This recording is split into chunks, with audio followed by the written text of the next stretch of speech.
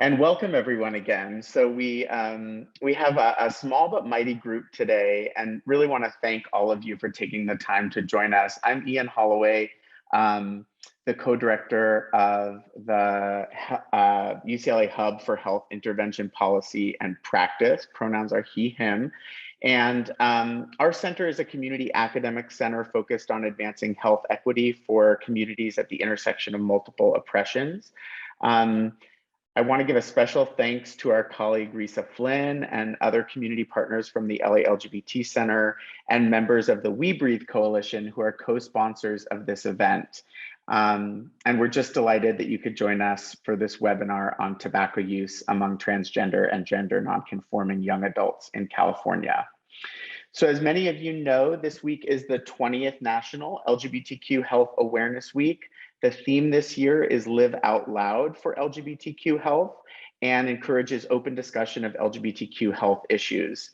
The Awareness Week provides an umbrella under which to discuss and raise awareness of mental health, trans health, and ending stigma through accessible, affirming, and inclusive healthcare services so that everyone can fully live their truth and a healthy life.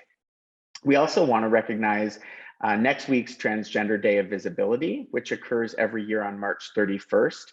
And this is an opportunity to celebrate and recognize trans and non-binary people, issues, and communities. It's a day for all of us to focus our collective attention on trans issues, particularly in ways that uplift trans communities and advance awareness.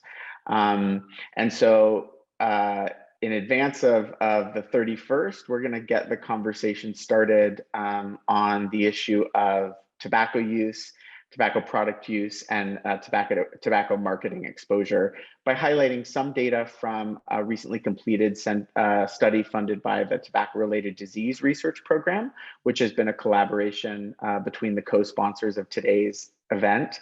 And our program includes two fantastic speakers. So I'd like to introduce them briefly, and then I will stop talking and turn the floor over to our speakers. The second half of the program will be devoted to open question answer discussion. And so I hope you'll stick with us, and this will be a really great opportunity to think together and build community for folks who are interested in these issues. So our first speaker is Dannie Ceseña, Transgender Health Equity Manager at the California LGBTQ Health and Human Services Network. Dannie has over 15 years of experience working with nonprofits in program development and advocacy. He has extensive knowledge in creating transgender, gender nonconforming, and intersex healthcare collaborations, utilizing upstream interventions and addressing the root cause of lack of access to TGNCI affirming healthcare. His knowledge and leadership have assisted in the creation of 2 TGNC community healthcare clinics and a monthly TGNC legal clinic in Orange County, California. Dannie has become a trusted leader in the LGBTQ health community partners in the California Tobacco Control Program. He's responsible for building WeBreathe, supporting tobacco-free LGBTQ communities from the ground up, and has established the program as a leader statewide, nationally, and even internationally. So we're just delighted to have Dannie with us, who's going to help frame these issues and speak from the community perspective. We also have with us Dr. Evan Kruger, Assistant Professor at the Tulane University School of Social Work. Dr. Kruger is a population health scientist whose research addresses the social and interpersonal determinants of minority health, with a focus on understanding sexual and gender minority health disparities in mental health and addiction. He's especially interested in the social environmental factors like stigma, discrimination, the policy environment that predispose sexual and gender minority people to worse health than their non-SGM counterparts. Evan's work takes an interdisciplinary collaborative approach, and he strives to conduct high impact work with real applications for policy and intervention. Prior to joining Tulane School of Social Work, Evan completed a postdoc fellowship in addiction science at the USC Keck School of Medicine, and he completed his PhD at UCLA in the Fielding School of Public Health. Dannie holds an MPH and Evan holds an MSW and MPH. So we are really fortunate to have these two fantastic speakers with us today. And with that, I think I will turn the floor over to Dannie. Take it away. Thank you, Ian, and thank you so much for having me here today. I just really wanted to take a few moments to really frame the issues around transgender and gender nonconforming tobacco usage.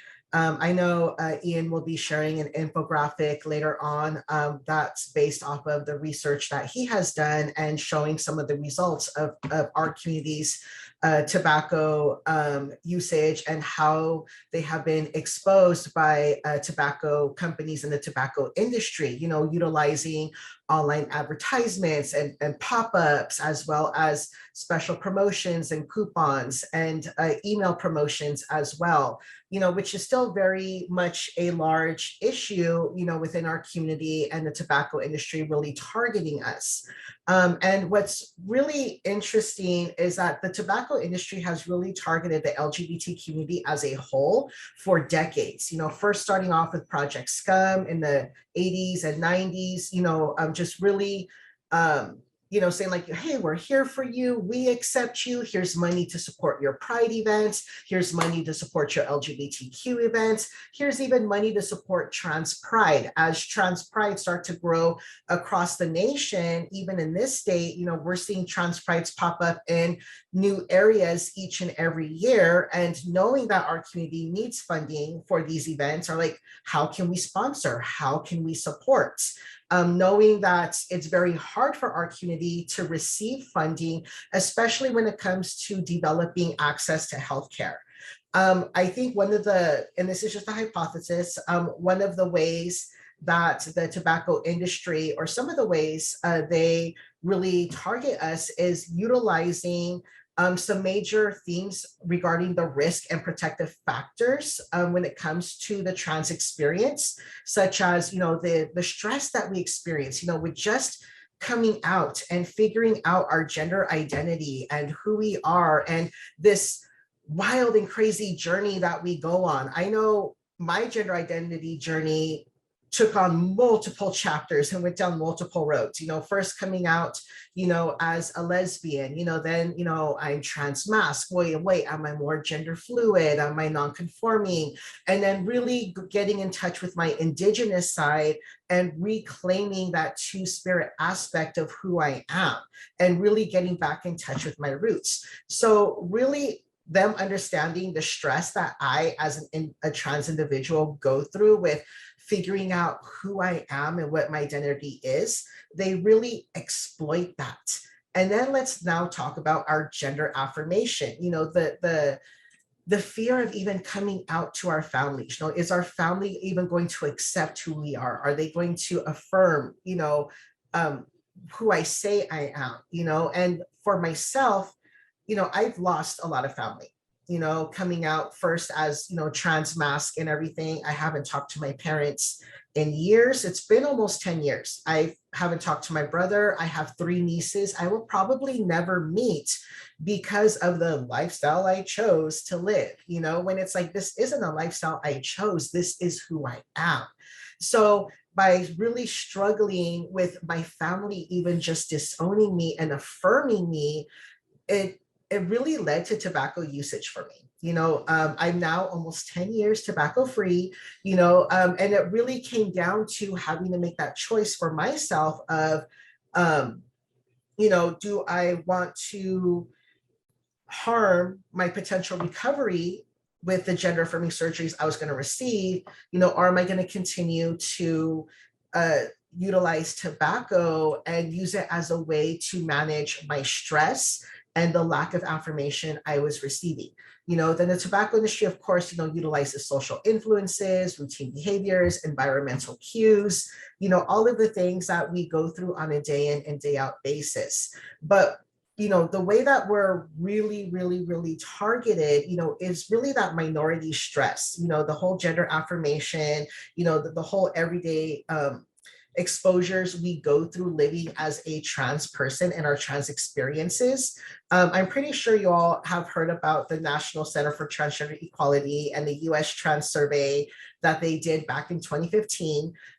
But really, that survey was very helpful because it really showed in California the landscape of the trans experience and really the high prevalence experienced by our community when it comes to HIV, victimization, mental health issues, suicide, all of the things. It showed that 15% of our community experienced unemployment. Over a third of our community lives in poverty, as well as experiencing homelessness at some point in our lives. And that over 60% of us avoid using a public restroom because we're fearful of what might actually happen to us. I was always terrified of utilizing a public restroom very early on in my transition of like, okay, if I go into the women's restroom, I would have little old white ladies be like, excuse me, sir, you're in the wrong restroom. And I'm like, no, I'm in the right one, but okay. Then when I went to the men's one, the guy's looking at me like, well, what are you doing in here? So I just would kind of like look down, head off to the side, just try to scoot into a stall and scoot out. And it just got to the point where it's like, okay, my grandpa would go with me to protect me, or my wife would stand outside the door.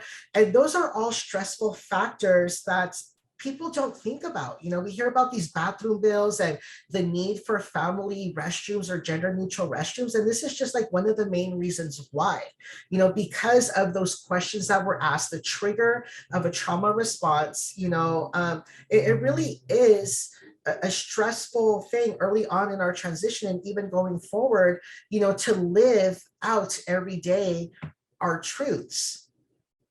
But what's really most important that I do want to cover is not just the experiences that we live day in and day out, but even our lack of access to medical care, because that was a huge factor of me utilizing tobacco.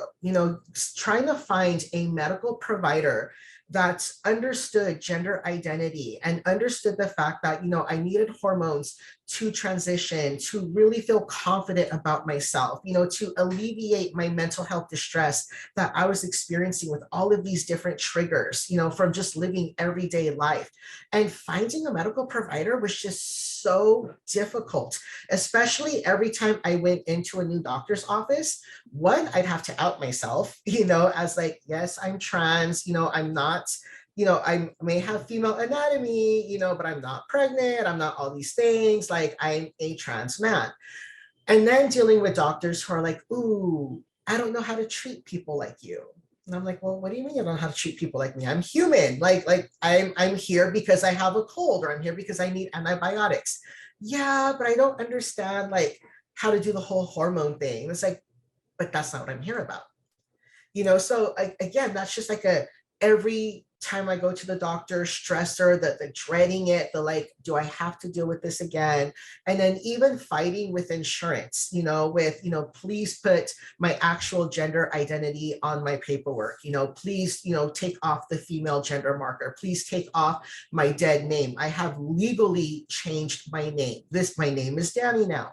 And coming out of those scenarios, it just really increased how much I utilized tobacco. I went from smoking maybe a couple cigarettes a day to a full pack and a half a day, because I was just that stressed out from having to deal with being a regular adult and adulting in the medical field. And today, how many trans folks not only still experience these types of scenarios in totally affirming California, where we have all of these laws that protect us, but it doesn't mean it's being implemented.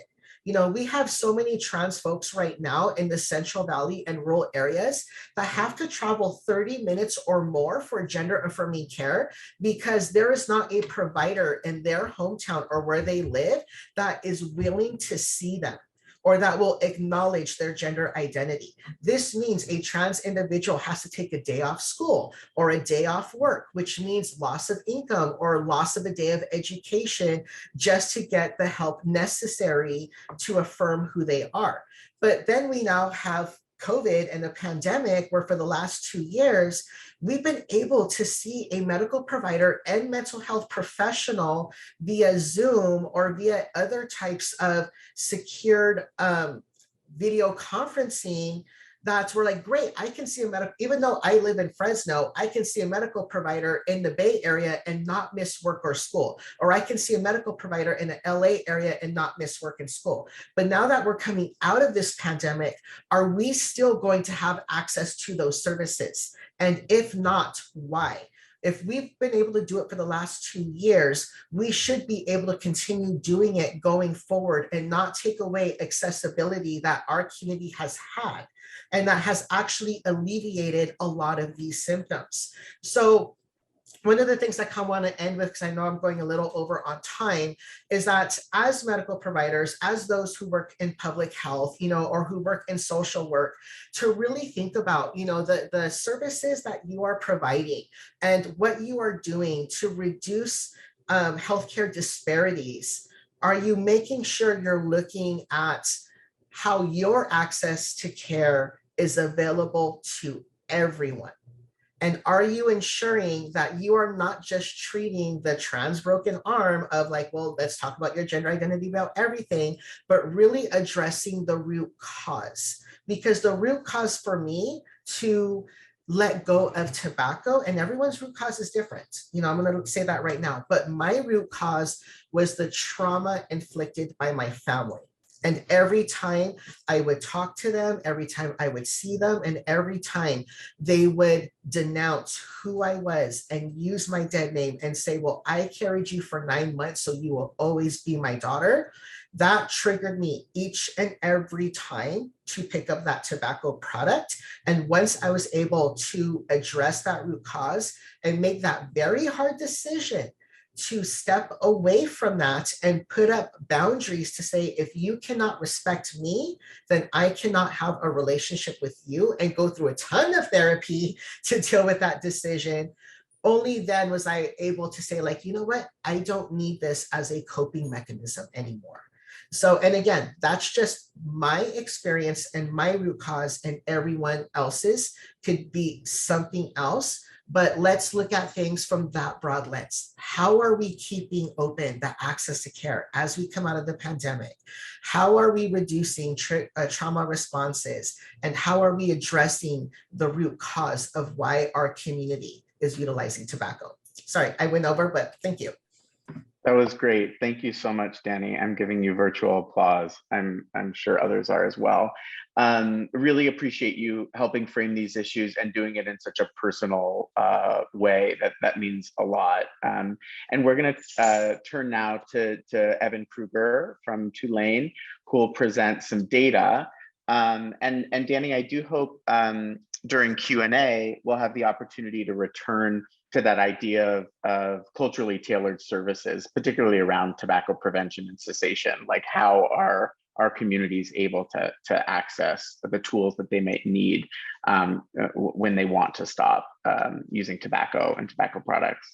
I'll also invite everyone now, while Evan pulls up his slides, to post questions in the chat. We are a relatively small group, so we can make this a little bit more interactive.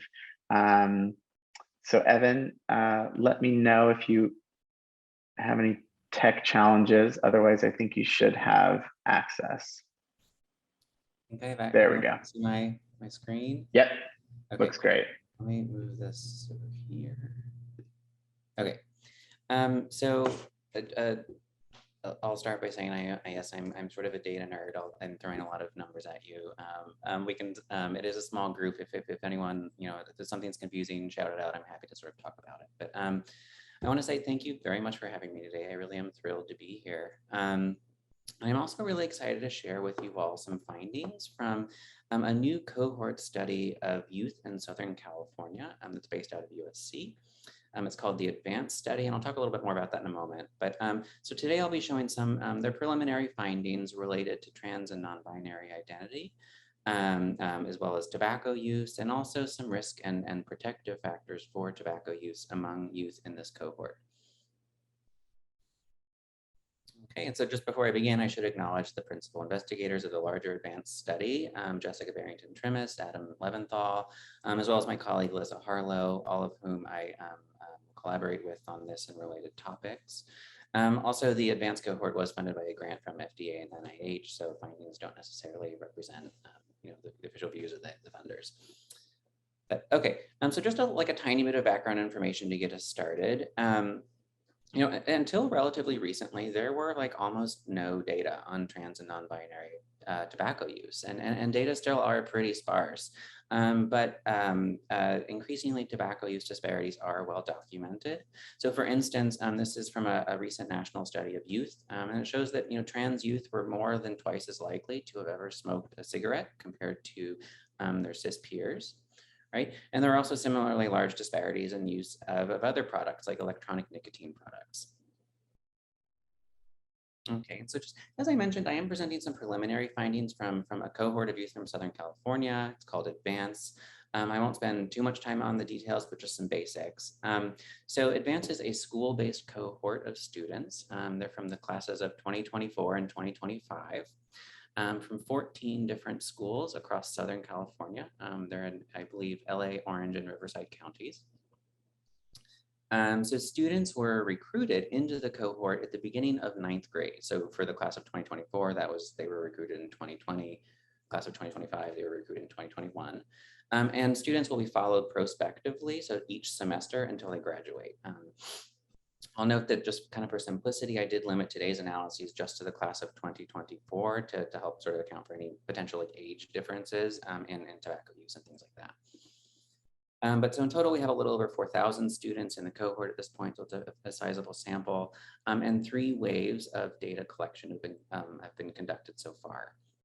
The advanced study aims to collect pretty extensive information on a variety of topics, including stress and mental health, but also substance use and also social media use.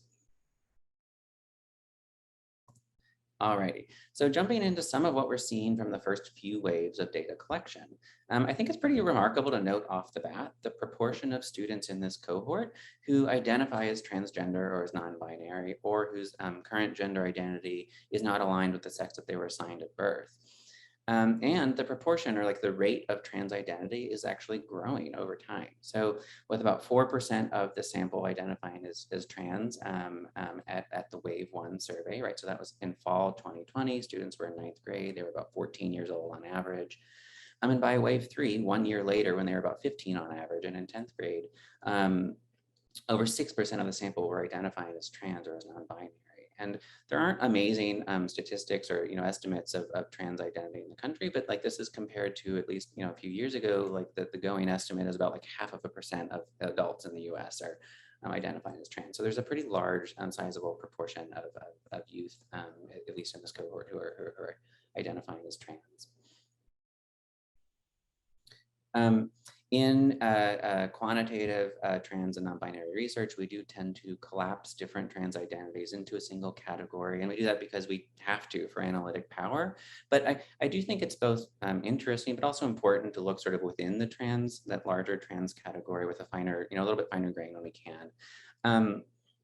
So this is in the latest survey wave, just wrapped up last fall. Among those who identified as trans or as non-binary, we can see that over half of the sample identified as non-binary.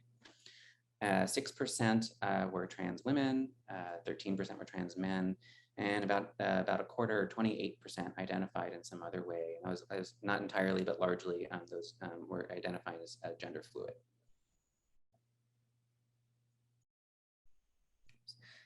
So, along with an increasingly sort of high rate of trans identity, we see a pretty high degree of outness. So among trans respondents in the advanced cohort, over 90% reported that they were out to some or most or all of their LGBT friends. Nearly as many, about 85%, reported they were out to their straight friends. And about 3/4, or 76%, reported that they were out sort of generally to peers at their school. Outness to adults was slightly lower, with about 63% being out to their family, 40% being out to teachers, and 30% reporting that they were out to other people. Okay, and so I know the focus of today is on tobacco use among trans and non-binary youth. So here's some of what we're seeing in the advanced cohort. In terms of cigarette use, we see some pretty marked and growing disparities between trans non-binary youth and their cis peers. Right. So for instance, compared to about 1.5% of cis men and 2%, can you see my cursor? 2% of cis women at wave 1. About 6% of trans and non-binary respondents reporting having smoked cigarettes. And remember, these are 14-year-olds. And fast forward to a year later at wave 3, you know, nearly 9.5% of trans and non-binary youth reported having smoked cigarettes, compared to about 2 and 3% of cis men and women, respectively. Youth e-cigarette use is a particular concern in the public health community right now, and we see a similar story with respect to trans non-binary disparities in e-cigarette use. So cis men were a little bit more likely than cis women to report using e-cigarettes, but trans and non-binary respondents reported using e-cigarettes more than both cis men and women, and those numbers are growing sort of wave by wave. I honestly didn't actually expect to find much with this one, and the numbers are pretty surprising to me. So we also asked what other types of tobacco products, you know, beyond just cigarettes and e-cigarettes, to include, you know, cigars and cigarillos and hookah. Tobacco control experts are sort of newly worried about flavored nicotine gums and lozenges and gummies. So I sort of, this is looking at use of sort of other non-cigarette or e-cigarette products among respondents. And what we see is at wave 1, almost no respondents reported using any of these other types of tobacco products.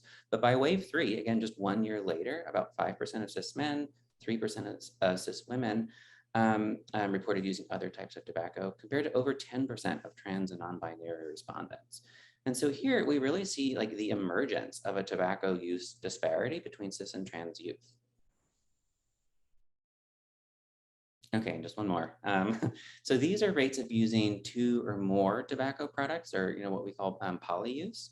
And like with the other single product kind of figures that I showed, we see a disparity between cis and trans or non-binary youth, and that disparity grows in magnitude over the course of a single year, from wave 1 all the way to wave 3.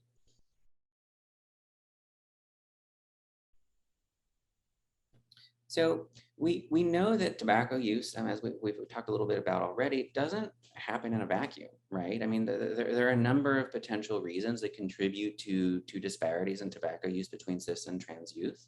And so I just looked at a couple for today. So, you know, a big driver of youth substance use in general is having a friend who uses substances. And so in advance, we asked respondents whether they had close friends who used cigarettes and also close friends who used e-cigarettes. And perhaps not surprisingly, given what we saw with actual rates of use, trans and non-binary respondents were much more likely to report having friends who used both cigarettes and e-cigarettes compared to their cisgender peers.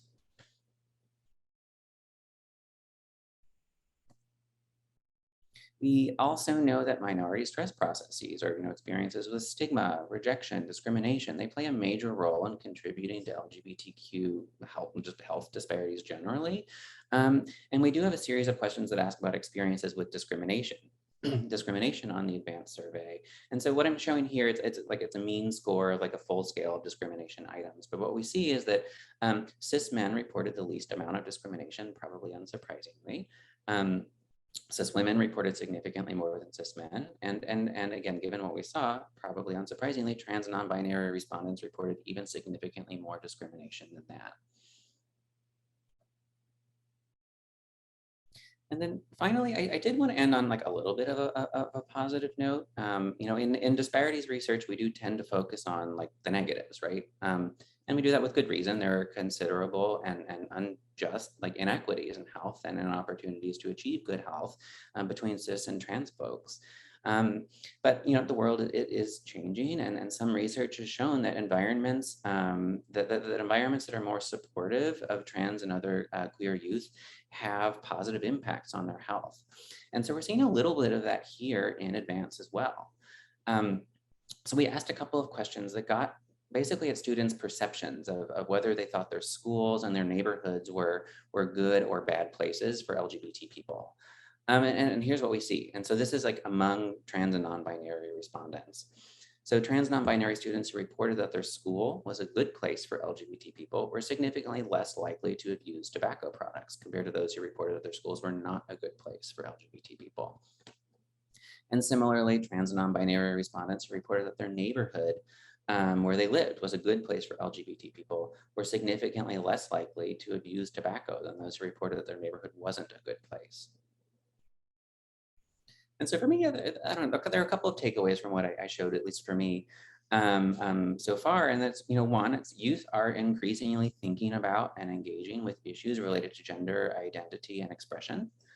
And two, that there remain large disparities in tobacco use between cis and trans youth. And these disparities, they emerge early in adolescence. And we can actually see the emergence of these disparities in this cohort over time, which is pretty alarming.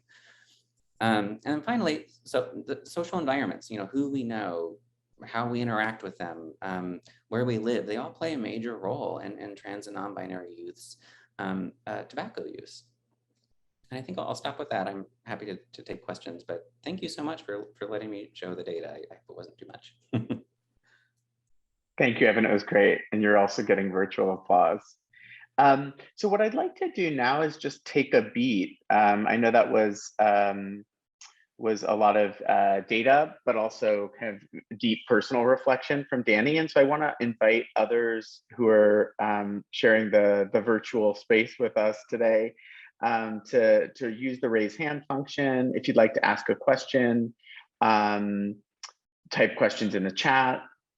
I know that after 2 years of doing these types of meetings online, they're somewhat more comfortable than they were in the beginning, but I also know that sometimes we speed through them. And so I just wanted to slow down for a minute and see if anyone had questions, comments, reflections for either Dannie or Evan. And Dinyar, thank you so much. Go ahead. Thank you so much. Thanks to both of our presenters for sharing information today. Super helpful, in some ways super alarming, but also some cause for hope as well. And through educational processes like this, I think all of us benefit and can carry the message forward. Dannie, I remember you mentioned when you started off talking about how big tobacco specifically targeted the LGBT plus community decades ago. You used the term scum. Remember that? Subculture urban marketing is what I recall it stood for. And just to think about that as a gay male identified human being, that in the boardrooms of these establishments, they were using that term about our community to make money off our community, getting us addicted, referring us to scum, referring us to the lowest possible denominator. And to also have the recognition that nicotine is it's one of the rare substances that is both stimulatory and calming at the same time. And one can imagine how they can use that to market to a community that really deals with minority stress. So thank you both for your presentations. Thank you so much for that comment. And I put a little reference in the chat to smokefree.gov, which has some history about Project Scum for those who may be less familiar with it. Let me just read a chat from Nicole. Wow, the data on other tobacco products. Evan, you mentioned a few different products that public health leaders are concerned about. Do you have a sense from the write-up, the write-in responses, what young people are reporting the most as far as other products? Yeah, thanks for that. I was just responding to you. And thanks for the question. So I did look into it, and if you'll remember, there was sort of that really big increase sort of at that last wave in use of sort of these other types of products, and just that I didn't count, but it looks like it's largely driven by a use of flavored nicotine gums and gummies. And Dannie, did you want to offer any thoughts from your perspective and the work that WeBreathe is doing about policy work in California around flavored tobacco products? It's kind of tying into that idea that maybe these products are more used by TGNC.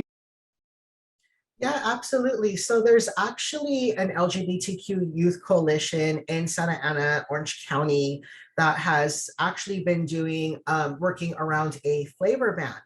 And in Santa Ana, just last month, actually, Santa Ana City Council voted to ban flavor tobacco in that city. And these youth have been working on this project since 2018, just really, writing stories, writing to their city council members, doing education with their city council members as well during city council meetings. And what's been really cool that the youth have also done is, because Orange County Pride is held in the city of Santa Ana, so Santa Ana is just bursting with a huge LGBTQ population every year for an entire weekend, with parades and floats and activities and even an amazing family corner. And these youth actually went around with educational materials talking to their fellow community members of like, hey, did you know tobacco is affecting us in this way? And did you know big tobacco is targeting us because we are queer?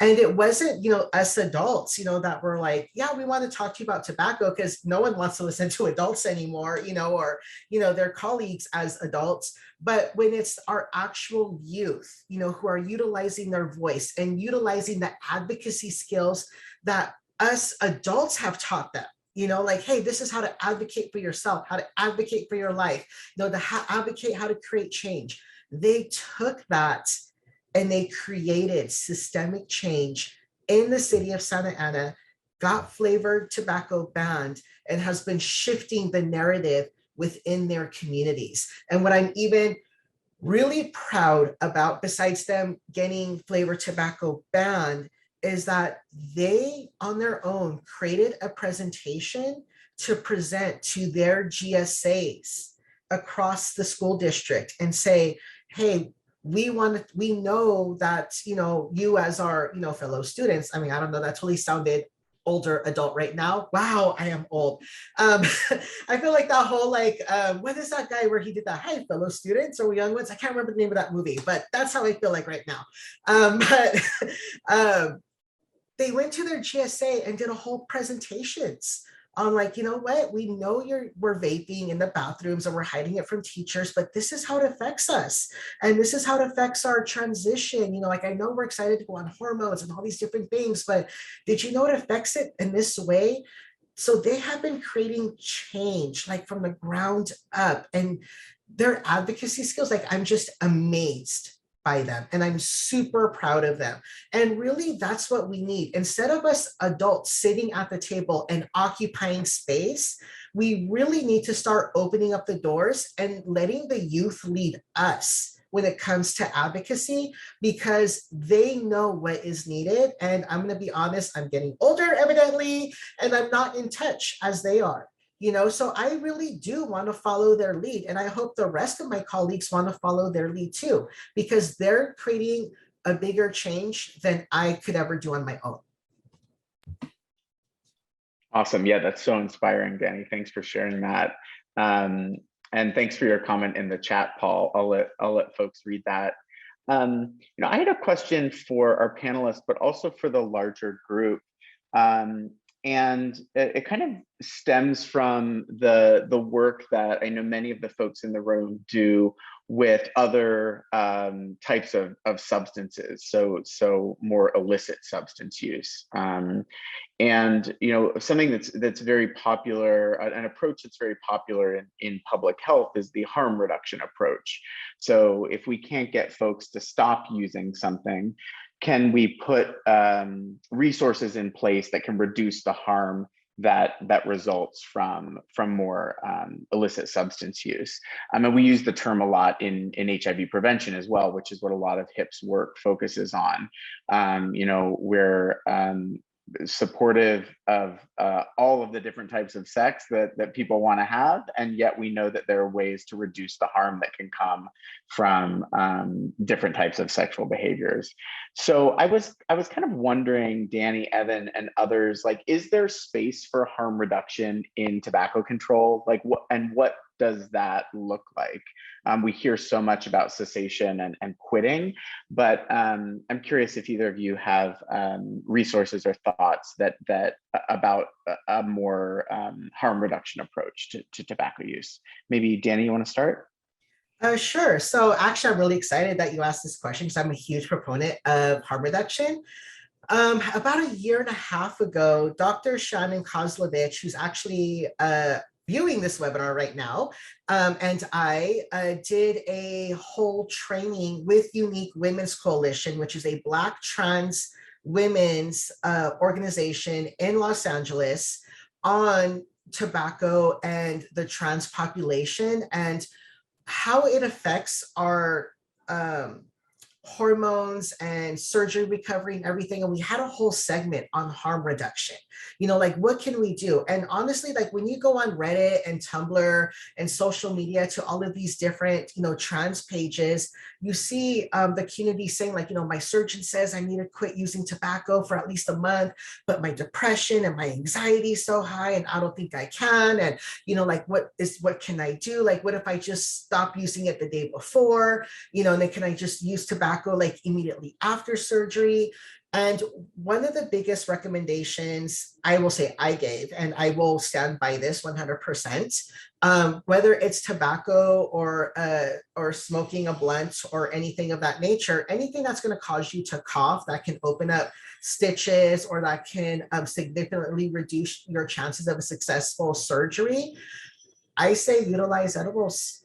Edibles will not let you cough. It will not cause a very large adverse reaction, unless you're allergic to something in the edible. Like my wife can't do baked edibles because it just gives her a headache, so if that's something that a person is willing to try because their anxiety or depression is just so high that they can't go without smoking something, take an edible. And honestly, like even talk to your therapist about it as well, about utilizing edibles as a way to reduce the chances of you having an unsuccessful transition. Thank you, Danny. One of the first jobs that I had when I graduated from high school was working as a telephone screener on the California Smokers Helpline. And this is over 20 years ago, so I'm with you, Danny. I'm dating myself, but I do remember that some of the counselors worked with clients who just didn't feel like they were ready to make that quit attempt on reducing in advance of quitting. And so I think that there are some strategies that have been used, and perhaps there are folks in the group who have other ideas. I guess I'll ask one more question unless there's something bubbling up from the group. So I want to again slow down and ask if anybody else would like to ask a question. Thanks. Nala, go ahead. Hi. So Danny, I don't know why they say that you should quit smoking a month before your surgery, but I thought they just don't want nicotine in your system. So then if kids are doing edibles, it's still, not helping. So what it is like, you're right, nicotine still can be in your system, but what it is that surgeons are really concerned about is that, and I'm going to be honest, there isn't enough research done on how edibles can affect gender transition, and there needs to be more research on that. So Ian, if you ever find funding around that arena, would love to have you do that research. But when it comes to nicotine, I actually have a whole presentation on this, on how it constricts your blood vessels. When you're getting, I'll use myself as an example. When I had top surgery, they cut me open across my chest. And when they sew me back up, if I'm still smoking, that nicotine is going to reduce the chances of my vessels going back together, and also my skin healing the correct way. And it can also leave me an ugly scar. But by smoking cigarettes as well as smoking a blunt or anything that's inhalable, it can cause a coughing effect. So when you have a very hard cough, you can rip open your stitches and rip open everything else that you're, that you've worked so hard for. And they also affect your anesthesia as well. So, you really don't want, to have to wake up in the middle of a surgery like, oh my gosh, like I'm awake. That's actually happened to me one time, not because of nicotine, but because they didn't give me enough. And I like had a panic attack and they had to put me back under.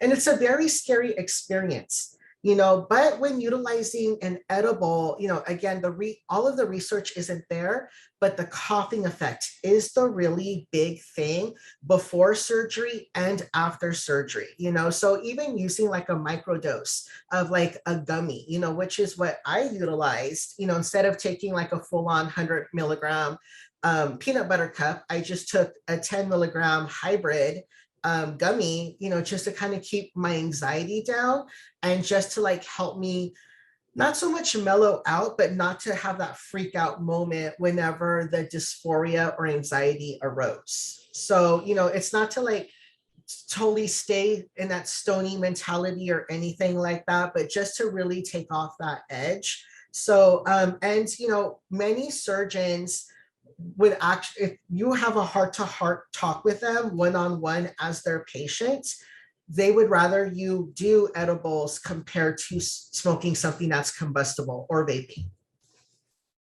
Shannon, I'm so glad you raised your hand. Yeah. So, Dannie, just one point of clarification. When you use the term edibles, are you speaking only about THC or marijuana edibles, or are you also talking about like oral use nicotine products in the form of lozenges and things like that? Right. So I am referring to, marijuana, but thank you for bringing up the nicotine form of lozenges, because that is another form. Yeah. And I did just want to say to anyone, I don't know if everyone is paying attention to the chat, but I did put the link to the video that Dannie referenced in the chat if anyone wants to see the full. I think it's a little over 30 minutes after it was edited together by Flux and Unique Women's Coalition. Thank you, Shannon. It's great to see you.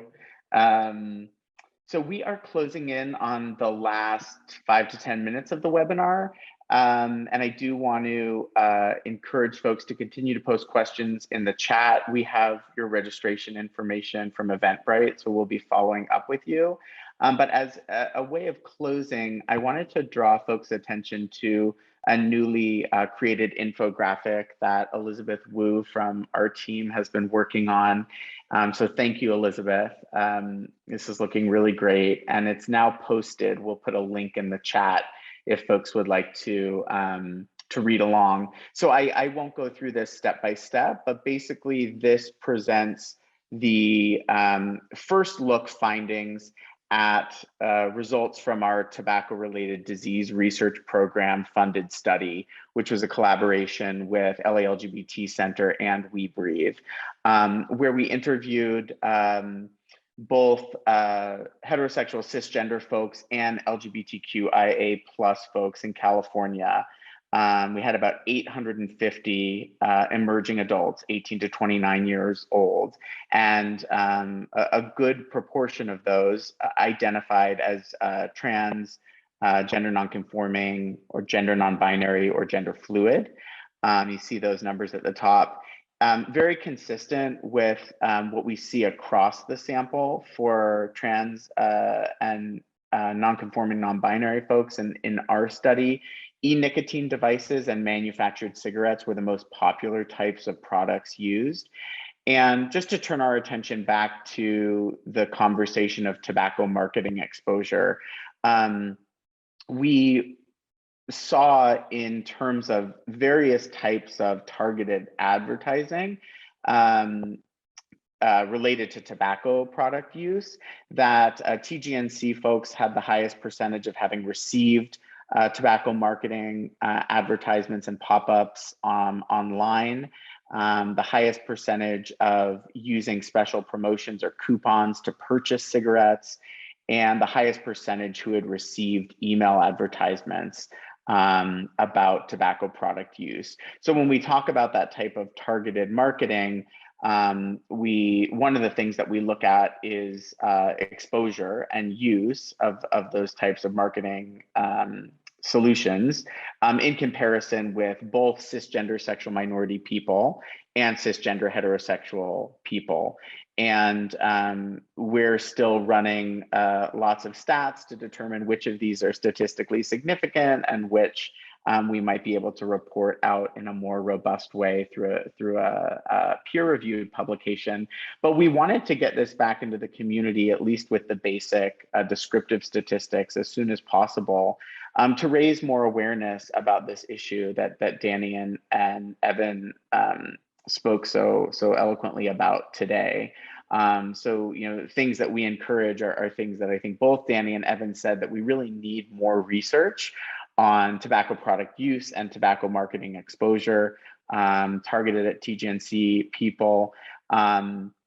And that if we're thinking about community-based tobacco prevention efforts for these communities, we really need to think about tailoring and making sure that those social marketing campaigns are informed by and in an ideal world created by folks from the community. And I think Dannie provided us a really excellent example of young people in Santa Ana doing just that.